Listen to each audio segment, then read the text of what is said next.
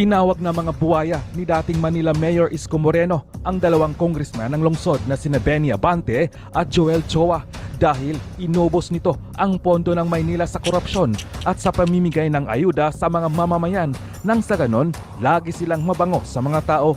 Isiniwalat pa ni Moreno na nagwala sa galit si Joel Chua nang malamang tatakbo muli siya bilang mayor ng Maynila at sinabing, "Di ba?" Okay. Ako, total nandito na kayo ha. Ito, papaalala ko lang. Hindi, wala naman masama siguro eh. Baka gusto nilang gamitin yung pera ng gobyerno para dumami sila. Siguro, style nila yun. Okay na yun, kanya-kanyang style. Diba? In fact, yung budget, totoo yung sinasabi ni Mon, itinago nila. Sara, kaya nagalit ang Marcos kay Sara. Sila muna.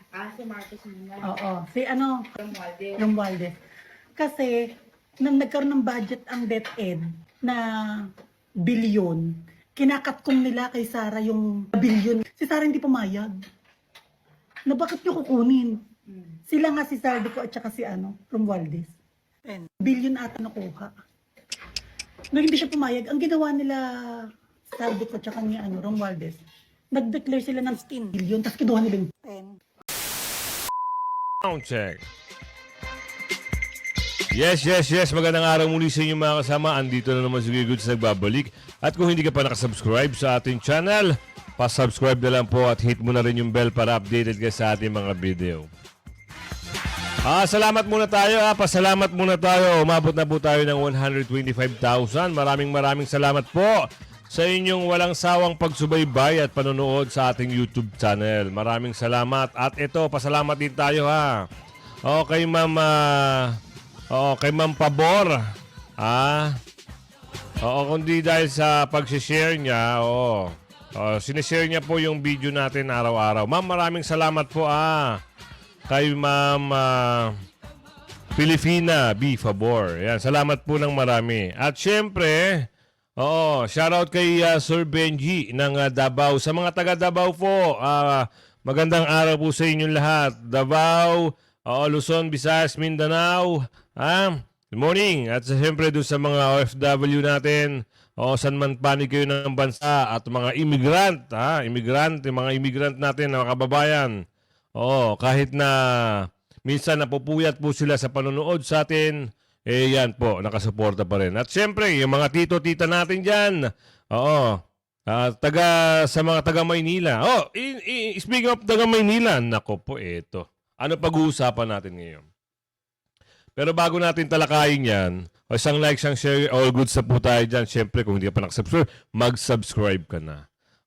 Maynila. Sino ba ang mga congressman, ang mga buaya, sa Manila? Kung kilala nyo, 3 yan. Pero yung 2 po ata ay nagkakaroon ng problema. Meron pong lumalabas na video, kung saan itong 2 na to ay, nagbulsa di umano, bistado. Bistado sila, bilyon-bilyon ang binulsa. Anak ng tipaklong. Kaya naman pala sanay na sanay. Pero ito simulan natin dito sa unang slide. Dito, 2025 proposed budget ng OBP na tinapyasan ng lower house. Sinunod ng Senate Committee. Pumapabor po ba kayo doon? Sa tingin ko, hindi ho ata kapabor-pabor, no? Biruin nyo tinapyasan ng lower house, tapos kayo, hindi kayo gumawa ng paraan, hindi nyo, sinunod nyo. Sabihin natin kinontak nyo at hindi sumagot, kasi sabi rin ng Ate Sara, hindi na ako makikialam dyan. Bahala ho kayo kung magbibigay kayo ng budget o hindi sa 2025. Pero dapat kung halimbawa yung pondo na yan para naman talaga sa Office of the Vice President. Kayo na po ang nangibabaw. No, hindi niyo na sinang-ayunan itong nasa lower house. Kasi yung nasa lower house malinaw pa sa tubig mineral water na ang target nila ang busy, si Ate Sara. No? Pamumuliti ka. Ho, di umano. O eto na ha. O, pasok mo. Ano ba meron? Ipininisinta na sa plenaryo ni Senate Committee on Finance Chairperson Senator Grace Poe ang 2025 proposed national budget. Umaabot ng 6.352 trillion pesos ang naturang 2025 General Appropriations Bill o GAB. Ayon kay Senator Poe, mahigpit na binusisi ng komite ang hiling na budget ng bawat ahensya upang matiyak na kada piso ay pakikinabangan ng mga mamamayang Pilipino. We're discussing lang. a figure of immeasurable importance. The 2025 proposed national budget of 6.352 trillion pesos. It may seem overwhelming, but it is not impossible to account. This budget isn't just a series of numbers.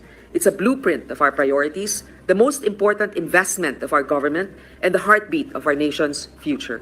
Ilan sa mga partikular na pondong kasama sa panukalang budget ay ang pondo para sa pamamahagi ng 400 pesos na buwan ng subsidiya sa 4.4 million beneficiaries ng Pantawid Pilipino Program o 4. Grabe, no? 400 pesos. Ulitin natin ha.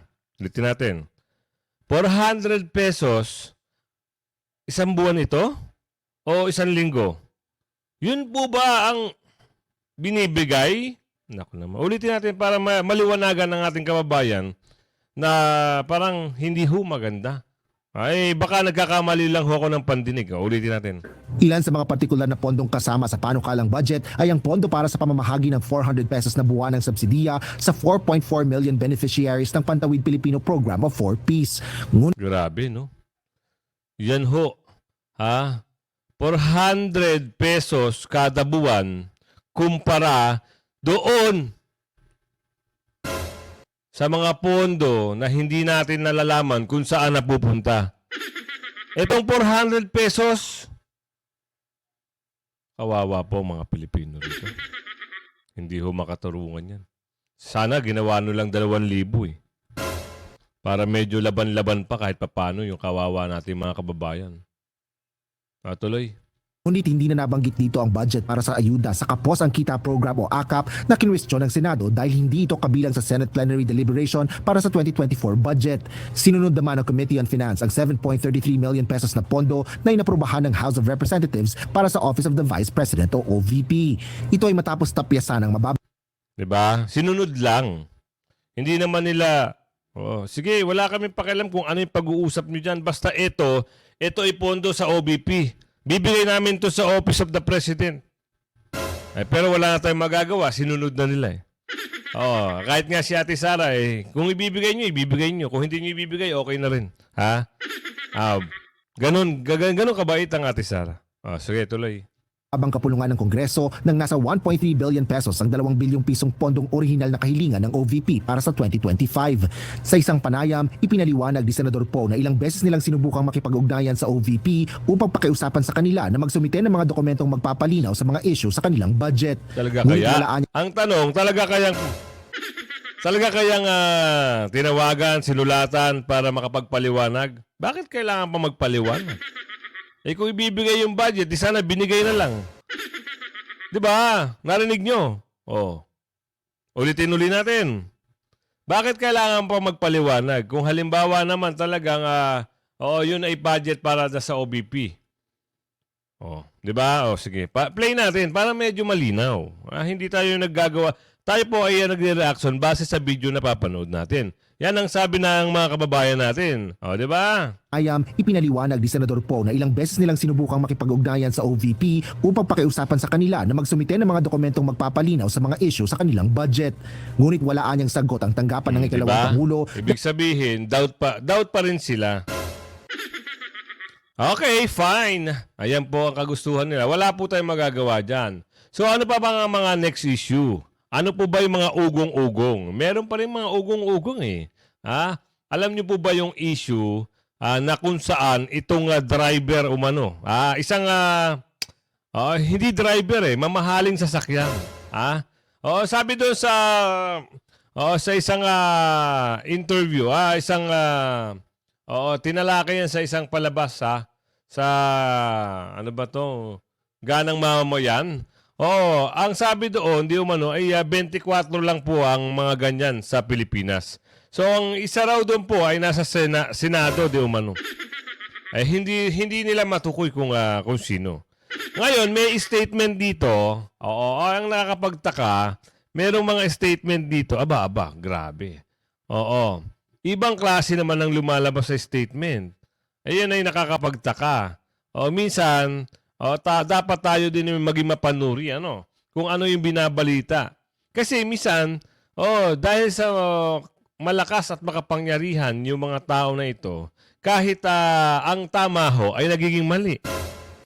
Tama ba? Yan po ang sabi ni Manang Marlita. Ha? Salamat po Manang Marlita. At syempre shoutout nga pala kay Roto Vegas ng New Zealand. Eto. Driver ng SUV na peking plaka number 7 na dumaan sa EDSA busway, sumuko humingi. Sumuko humingi. Ang sabi, may peking plakang number 7. Wow. Aba, ibang klase. Sabi nga ni Senator Tulfo, nakikita daw niya yung sasakyan na yan. Hindi niya lang mapangalanan. Siyempre, pag pangalanan niya, hindi magkakasira sila di umano. Sabi doon sa pero may tinuro siya Kung mapapanood niyo yung live niya ngayon, kakatapos lang. Sabi niya, ito yun. Hindi na ho pinapakita sa camera. At least meron siyang idea kung sino. Ito na. Anong kwento mo dyan, kuya? Kwento mo sa amin para klaradong-klarado sa mga kababayan natin. Totoo kaya ito o talagang pawang... alam nyo na Tinatago na ba? Pasok. Bagong-bagong balita, sumuko na ang driver ng SUV na may peking plaka na number 7 na dumaan sa EDSA busway. Detalye tayo naman sa ulat on the spot ni Joseph Moro. Joseph! Rafi, kinilala na nga ng Land Transportation Office o LTO ang driver at yung may-ari ng sasakyan na may plakang 7 na illegal na dumaan sa EDSA busway noong linggo. Kanina, Rafi, ay prinisinta ng LTO si Angelito Edpan na nagpakilalang driver ng luxury vehicle na naharang sa EDSA busway. Ayon naman kay LTO Chief Attorney Vigor Mendoza, nakarehistro ang sasakyan sa kumpanyang Orient Pacific Corporation. Kasama ni Edpan ang humarap sa... Meron nyo yung plaka nakarehistro sa isang kumpanya. Paano nangyari yun? Ibig sabihin yung kumpanya yun uma-attend din sa Senado o siya rin senador? Siya rin ba isang senador? At ngayon parang nalilihis na ata ang kwento. Di ba? Ang sasakyan na yun nakarehistro dapat lang sa isang senador. Ito sinasabi rito sa balita, narinig nyo. Nakarehistro isang kumpanya. Ano bang pero niya? Ituloy natin para mas maliwanag.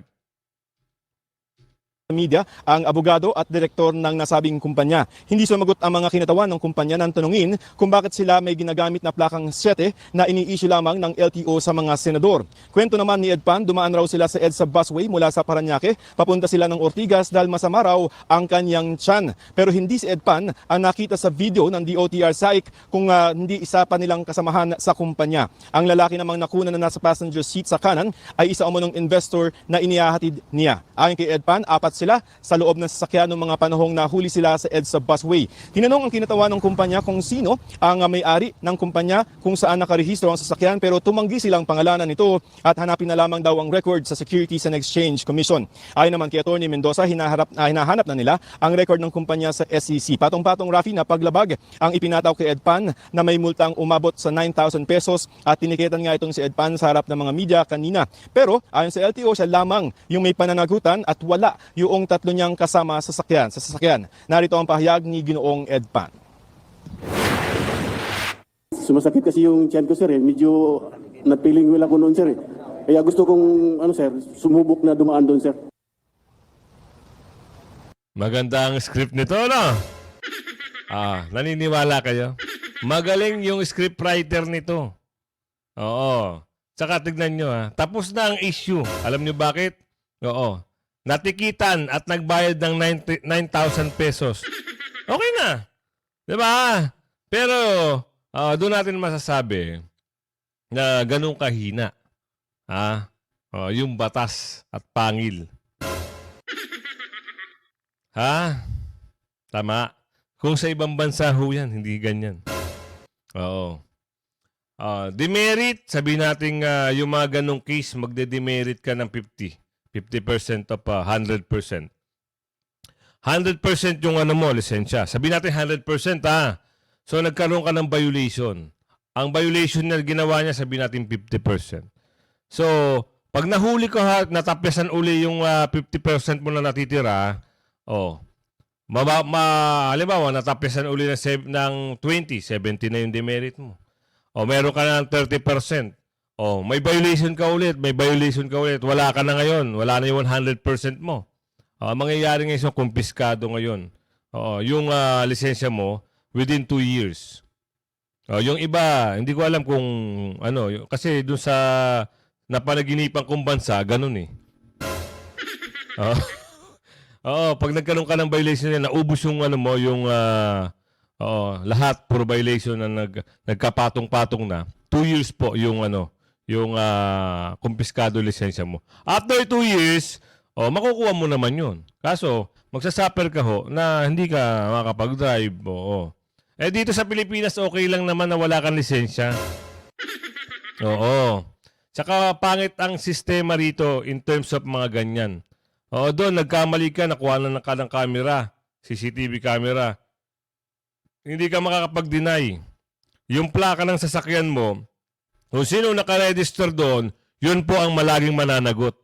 Hindi mo mapaparehistro yung sasakyan mo hanggat hindi ka magpa-fine ng violation mo. Ganun po. Dito, wow.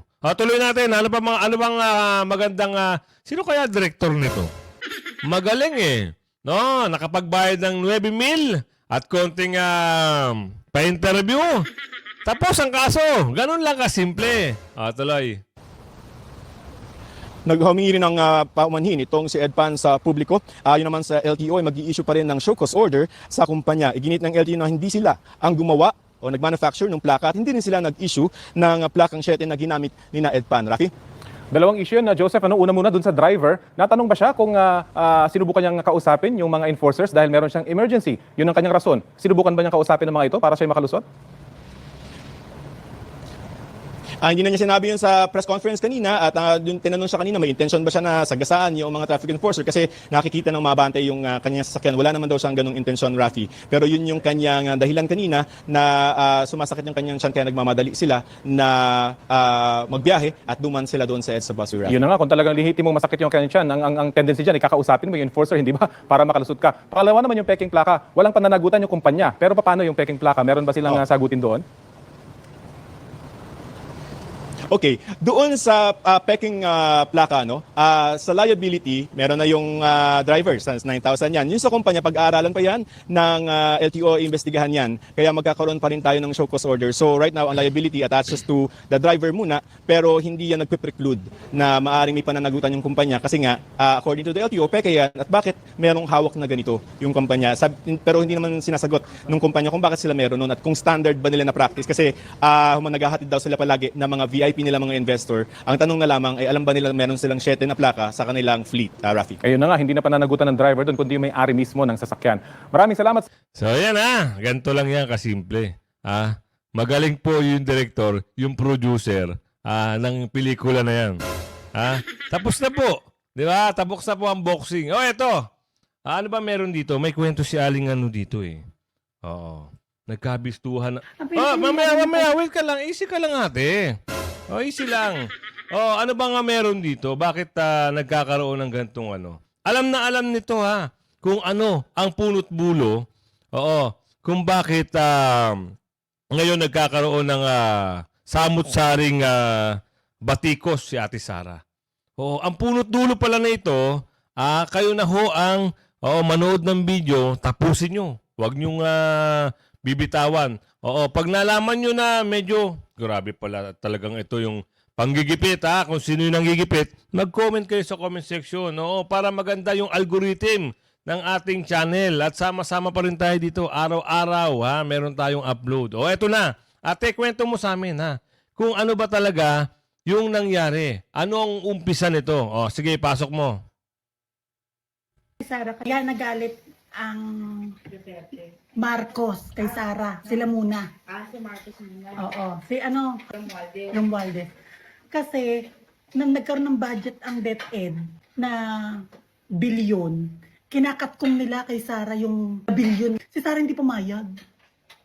Na bakit nyo kukunin? Sila nga si Saldico at saka si Romualdez. Bilyon ata nakuha. Nung hindi siya pumayag, ang ginawa nila Saldico at saka ni Romualdez, nag-declare sila ng 10 billion, tapos kinuha nila yung 10. Yun ang unang away nila. Na alam nilang wala silang mapapala kay Sara. Kaya siguro nasa isip nila na pag nanalo to sa susunod na eleksyon, sira ang mga natin. Kaya doon na lahat nagsimula. Yun talaga. Kaya naglabas ng confidential fund. Mga naglabasan, pero lahat paninira. Ibig sabihin ate, nag-declare sila ng 15 billion, gusto nilang katkungin, ay hindi pumayag si Ate Sara. Kaya ngayon, pinag-initan ngayon nila si Ate Sara, ganun ba? Ibang klase, ano? O kaya pala takot na takot sila ngayon, no? Pinagtutulungan nila si Ate Sara. Oo, dahil sa susunod, pag nanalo si Ate Sara, hindi na makakaporma itong mga ito. Ha? Totoo. Diba? O tuloy mo ate para maganda-ganda ang kwento natin. Confirm na paninira. Confidential fund nakakatuwa. Di ba yung paano ginastos? Ang confidential fund, ibig sabihin ng confidential fund, certificate lang. Ginawa yun ni Ping Lacson at Tito Soto. Kunyari, binigyan kita ng 100,000. Kaya gastusin mo to. Pero certification lang na nagastos ko sa ganyan-ganyan at chucho. Wala na yung detalyeng pamasahe. Walang ganun. Nakalagay sa batas. Ngayon, sabi ng COA, na si Sara, nakulang yung documents. Doon, pumasok itong mga quadcom na ganyan-ganyan, nawala, Channeline at Chuchu. Binigyan ng deadline ng COA si Sara para makapagpasa pa ng iba. Di ba nakadepende yung quadcom sa COA? Kasi nga ito yung sinabi ng COA. Di nagpasa sa Sara bago mag-due date. Kaya si Sara hindi sumasagot sa mga hearing. Kasi wala pa kaming due date. Ba't ito kami papaliwanag? Magpapasa pa kami sa COA. Wala pang due date. Kaya ganun siya sa hearing. Tapos, si COA naglabas sa hearing after ng ilang session na sa mga naipasa, clear si Sara. Maayos. Ginawa naman nila dun sa COA. China, baka ganyan. Kayo, ganyan, hindi nyo ginagawa yung trabaho nyo. China. Yung COA ngayon Yan na. Kaya nga, confidential fund natapos. Clear. Yan ang eksena nila. Binapabagsak talaga nila. Yun Kasi naman alam nila, pala. Pag nanalo si Sara sa susunod na eleksyon, sira ang lahat ng nakawan. Nako, yun pala yun. Magkakaroon pa kay Sara ng anti-graft and corruption. Pag nanalo siya. Sabihin, kung sila Marcos, talaga. Ganun talaga. Ano yung sinasabi nila dati na yung bank, yung World Bank? Asan yun? Yung sinasabi nila na merong mga nakatanim sa bawat bangko na Pera nila. gold bar. Marcos? Oo. Chismis lang ata. Hindi ko rin confirm. Chismis lang ata. Tapos tingnan mo ngayon, sinusunod nila si Duterte. Papansinin mo lagi, di ba, ang daming hearing ngayon? Yung Pogo, si Kiboloy, si Alice Goo. Lahat panturo sa bandang pilik kay Duterte. Kasi Kita sinisira nyo na. lang nila. Mga hindi... Maraming alam to si ate. Mga paninira lang talaga.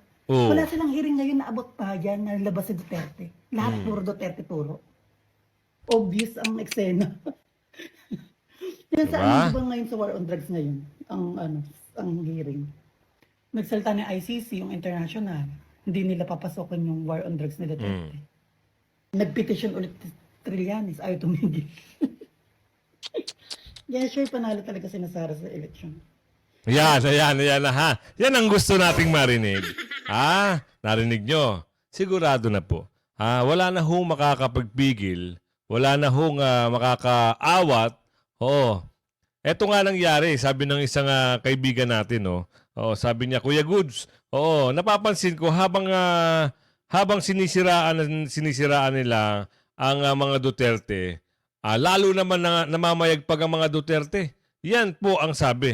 Pero talagang napatunayan natin na lalo pong bumabango ang pangalan ng Duterte, 'di ba? Kahit sino po ngayon tanungin nyo, 'di ba yung mga kakampi ng mga kadiliman, yung mga kampi ng mga kadiliman, marami sila diyan almost 300 data sila diyan. Oo. Oo, sila yung tumitira sa mga Duterte. Pero ang taong bayan na po ang nagsasalita. Boses na ho ng masa nang ibabaw. No? Sabi nga ni Ate Femi Galos, Ate Femi, shoutout po sa inyo at lagi kayo nakatabay sa akin. Lagi kayo nanonood. Salamat din po sa pag-share ng video. Sabi nga niya, kahit siraan nila siraan si Sara at si Digong, si Tatay Duterte, si Tatay Digong, lalo hong bumabango. Ayan. Totoo naman. So ito, dahil usapang nakawan, ito pala mga gusto niyan, kung sino yung nababanggit niyan sa video, usapang nakawan, meron ho pala niya sa Maynila. Kung sino itong mga tuta, nang nabanggit sa video, ito lalabas dito sa video na ito. Ikikwento siya sa atin, siyempre, Nino. Si Bistado. Bistado, pwede mo bang ikwento sa amin kung sino ang pinag-uusapan na dalawang crocodile na nagnakaw di umano ng bilyon-bilyon sa Maynila? At sinisisi, dito kay Yorme. Alam mo, maipasok ko lang ho. Eto si Yorme, within 2 years, nakapagpagawa ng napakalaking mga condominium, nakapagpagawa ng ospital, nakapagpagawa ng napaayos ang Manila Zoo, na-rehabilitate yung Manila Zoo, at syempre nakapagbigay ng ayuda na hindi ho ginawa ng mga karatig na mga lungsod. Grabe, biro mo, matatanda. May pensyon buwan-buwan. Hindi kagaya doon sa unang video, 400 lang pala pinamimigay. Pero kay Yorme, may gatas na, may pakik na, may pera pa. Ayun lang Tapos ngayon, itong dalawang crocodile na yon, ngayon pinagbibintangan siya di umano na nag-trader. Ano na nag-trader doon? Inaayos niya ang Maynila, hindi niya pinag-trader ang Maynila. Kayo ho ang nakikitaan ng pagka-trader. Bakit? Ano itong lumalabas? Bistado. Mayor Isko, nagulat. Abante at Joel, bilyon-bilyon binulsa ang pondo. Nabisto sila ni Yorme. 'Di ba? Shout out sa mga taga Maynila. Ito na po ang pagkakataon nyo. Distrito 3 at Distrito 5 kung di ako nagkakamali. Meron pa isang distrito eh. At siyempre, itong mga kalaban sabi nga ni Yorme dito, Chihuahua ang pangalan niya dito, di umano eh. Distrito 3, mga kalaban niya si Apple Nieto. So ngayon, straight nyo na yung lineup ni Yorme dito. Ito, ipasok natin kung sino itong pinag-uusapan dito na grabe ho. Bilyon-bilyon? Bilyon-bilyon talaga. Ang sabi rito eh. Lalakihan ko para makita nyo basahin nyo. Bistado. Mayor Isko, nagulat. Abante at Joel Chua, bilyon-bilyon binulsa sa pondo ng ayan na. Bigay natin yung slide para sa kanina. Siyempre, kayo na po ang manghuhusga. Nasa inyong mga kamay. Kung meron kayong komento, comment nyo sa comment section. Ito na, ipasok mo. Ito si Chihuahua. Ito si Crocs. Ayan ako. Tumayo ito, nagwawala. Sabi niya, di paling matalo na kami sa iba, huwag lang sa'yo.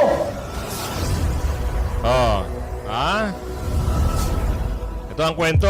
Tinawag na mga buwaya ni dating Manila Mayor Isko Moreno ang dalawang congressman ng lungsod na sina Benny Abante at Joel Chua dahil inubos nito ang pondo ng Maynila sa korupsyon at sa pamimigay ng ayuda sa mga mamamayan nang sa ganon lagi silang mabango sa mga tao. Isiniwalat pa ni Moreno na nagwala sa galit si Joel Chua nang malamang tatakbo muli siya bilang mayor ng Maynila at sinabing di bali nang matalo sila sa iba, wag lang kay Moreno. Takot ang kampo ni Chua at Abante na makita ng mga Manilenyo ang pagiging inutil nila dahil lilinising muli ni Isko Moreno na ngayon naglipanan na namang muli ang iba't ibang klase ng masamang gawain at krimen sa pamamahala ni Mayor Lacona at ng mga buwayang mambabatas. Komento pa nga ng ilang dismayadong netizens, matindi ang nangyayari sa Maynila nung umalis si Yorme. Pati mga enforcer dyan, may modo sa panguhuli, makakotong lang. Nako. Umaaboso sila dyan sa Maynila. Sana lang manalo ka talaga Yorme nang madisiplina ang Maynila. Mayayabang na yan si Jowa at Abante. Nakasandal kay tambalos-los na lakas magbigay ng pera sa kanila. Lah. Pag nanalo si Sara, tapos lahat yan. Totoo. Huwag sana manalo si Jowa at Abante. Mga bayaran yan kahit alam nilang mali ang pinagtatanggol nila sa Congress. Sige pa rin sila ng dahil lang sa pera. Chihuahua. Isang Crocs doon sa 3rd District. Ito ano lang, total, small group naman tayo, small group. Chihuahua. Yung kaon ng kaon. Chihuahua. Hindi, ano sabi niya? Ito sa meeting kami. Sa meeting kami. Hindi naman nila dininay eh. Tanungin niyo sila mo. Pinagmamalaki pa nga niya na ginawa niya yung sa akin eh. Ito yung kusyal na yun. Pinatakbo namin kusyal, nanalo. Kusyal, nanalo. Kusyal, nanalo. Natapos ang term, naging department head. Yung kapatid, pinatakbo namin kusyal, nanalo. Isang term mo lang, pinabalik namin siya. Nanalo kusyal. Yung kapatid, ginawa akong department head. Tapos sumunod na term, pinatakbo namin congressman. Ngayon, congressman na siya. Siya yung nagsabing, we were betrayed. Walang utang na loob pala yan eh. Yung kung sino yung nababanggit na pangalan dito ni Yorme, biruin nyo, walang utang na loob. Pinatakbo na konsihal, nanalo, ilang term nanalo. Tapos yan, tatraydorin mo. At yan pa, kung sino yung nababanggit na pangalan dito, 20 billion ang binulsa. Pakinggan nyo kung ano sasabihin dito. Grabe Wow, what a term. Heavy.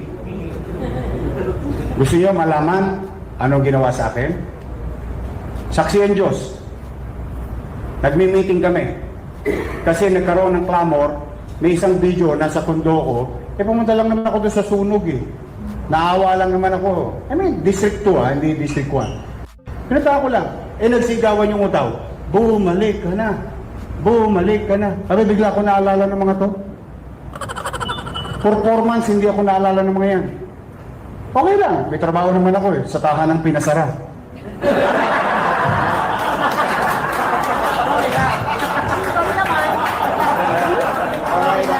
Iinit bulaga. Naghahanap buhay naman ako. Okay lang. Ako naman, gusto ko mag-arti-artista kahit pa paano, may chape eh. Siyempre, sarap din ng buhay ito. Nyanyangga ka lang. Pwede ba't ito? Meeting kami. Sila nag-request ng meeting. Dalawa ng isa pang Crocs sa District 2. Kasi mukha rin buhaya yun eh. Ito Ito itsura. Ito si Chihuahua. Ito si Crocs. Ayan ako. Ayan si Letlet. BGC meeting. Para lang magka-idea kayo how painful it is. So that you will know. And I told this to ate. And I hope hindi niya ito maranasan sa buhay niya. Tumayo ito. Nagwawala. Sabi niya, di paling matalo na kami sa iba. Huwag lang sa'yo. Hindi mo makakain, Toots. Hindi mo makakain. That's how they treated me. Ngayon nagpapaawa-awa sila sa inyo. Pahinga na ako eh. Masaya na ako nandiyan sila eh. Kaya lang binibigyan ko sila ng numero. Sabi ko, galingan ninyo. Kasi totohanan ninyo yung ginagawa ninyo. Hindi beauty contest ang pagpapatakbo ng lungsod ng Maynila. Tama. Pakakala nyo kayo natutuwa sa sarili ninyo, naka-trahe de boda kayo, natutuwa mga taga Maynila. Malayo sa bituka yan.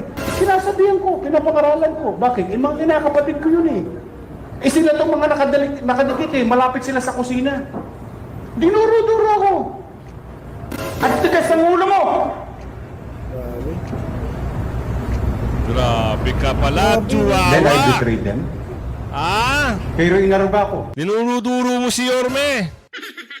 Pangklase ka talaga, Gigil mo sila.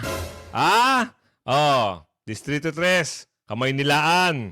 Distrito 5, kamay nilaan. Distrito 2, Kamaynilaan. Alam nyo na, ha? Huwag nyo na hong uulitin yung nangyari. Ha? Kung gusto nyo hong gumanda ang Kamara at lungsod ng Maynila, huwag nyo na hong babalik yung mga sinasabi ni Yorme dyan. Tuloy mo, Yorme. Kayo lumagay sa katayuan ko. Umimik ba ako? Alam mo kung 25 anyos ako nung sinabi niya yun, may kalalagyan sa akin yun. Yun. Now, my question is, nung binibigay ko yung number, so willing silang matalo sa iba, wag lang sa akin, anong kasalanan ko? Yorme, willing silang matalo sa iba. Hayaan mo, darating yan sa Mayo. Talagang matatalo sila. Galit na po. Hindi lang ang mga taga Maynila, buong Pilipinas ho. Oo, siyempre, alam mo naman. Yung halimbawa, yung kamag-anak nitong taga Davao, may kamag-anak niya sa distrito ni Chihuahua, sasabihin niya ng taga Davao, naku, wag mo iboto yan. Oo, galit kami dyan. Oo, sana wag nyo iboto yan. Sino? Nasa Distrito 3, Distrito 5, Distrito 2. Nako po. Kakaalaman na. Mayo! Konti na lang. Konting panahon na lang eh. Tuloy, Yorme. Why? Grabe. O ngayon, tapos magbingi-bingihan ako sa taong bayan. Eh baka hindi na ako igalang ng taong bayan? Yan. Tama Ngayon yung ginawa mo, magpapakaawa Yorme. sila. May pakakapakap pa.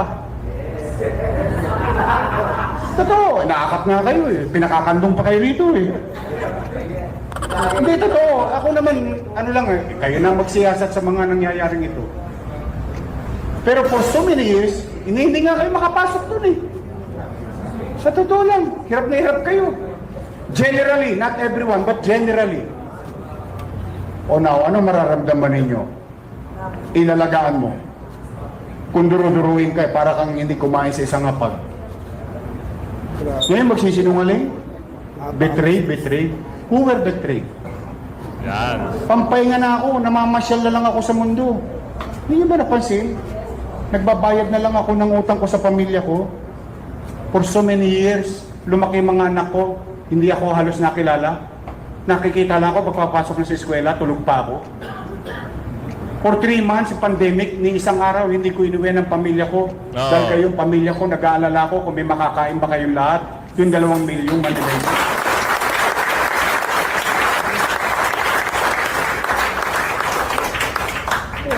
Real talk lang. Kaya huwag kayong magpapalundag-lundag. Sa totoo lang. Huwag kayong aalog. Kasi ito, nagbabait-baitan na naman itong mga to. Oo, totoo. Yun ang katotohanan. Now, kung sinong nagsasabi ng totoo, hayaan ko ng tadhana ang umusga. Kung totoo ba yung kwento na yun. Kayo ang lumagay sa katayuan. Nagsisigaw ang tao. Naghahanap ng leader na magmamalasakit sa kanya. O yung leader na alam niya nagmalasakit sa kanya, gusto niyang bumalik. Ngayon masama na yung leader na yun. So ito lang yung hanapin natin dito yung usapin kung saan nabanggit yung mga ganyang bagay. Pero mas maganda sana diretso na natin kahit paabutin na natin ng mahabang minuto, at least nag-i-enjoy kayo mga kasama, panoorin itong mga grabe, 20 billion binulsa. Hay nako. Ubos ang pondo ng bayan. Tuloy. Tanong, pinagkaitan ko ba sila ng pagkakataon? Hindi. Pinagdamutan ko ba sila? Hindi. Lagi silang kasama. Panay palakpak nila sa likod ko nung araw. Dinisplay pa nila sa Quirino Avenue lahat ang ginawa natin. Nung tumatakbo ko, nilanos lahat. Hindi. Ba't nila dinidisplay? Hindi naman nila ginawa yun. Bakit? Para mapalapit ang damdamin ninyo sa kanila. Tama. Sabi ko nga sa inyo, kahit yung ko, tatalunin sila eh. Yun ang data. Yun ang data. Nalulungkot lang ako. O ngayon, ito ngayon ang gagawin. Pa-J.O. ngayon, 5-5. Okay. Ako, total nandito na kayo ha. Ito, papaalala ko lang. Hindi, wala naman masama siguro eh. Baka gusto nilang gamitin yung pera ng gobyerno para dumami sila. Siguro, style nila yun. Okay na yun, kanya-kanyang style. Diba? In fact, yung budget, totoo yung sinasabi ni Mon, itinago nila. Itinago nila yung budget. Kala ko ba wala tayong pera, bakit may 25 billion? Lah, Bakit lumaki pa yung budget? Bakit wala tayong gamot sa health center? nako. Bakit wala tayong gamot sa ospital? Yung isang nanay, tag-viral a few months ago. Taga 5th District yung nanay na yun.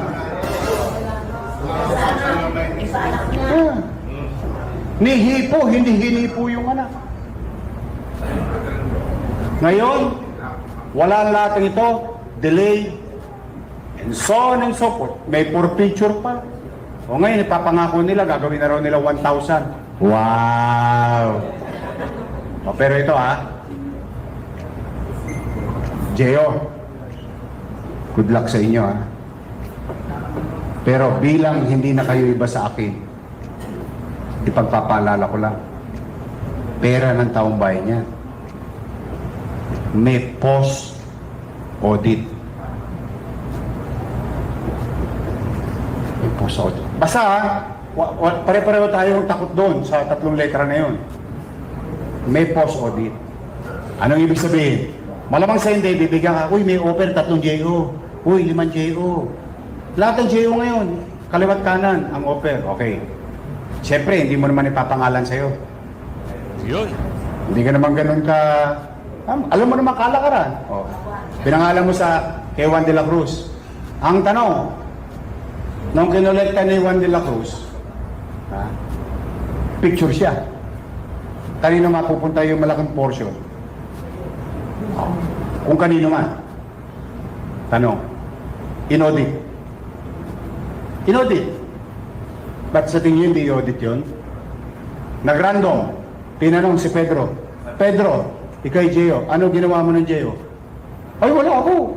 Kinukolekta ko lang po. Ha? Saan mo dinadala? Kay chairman po.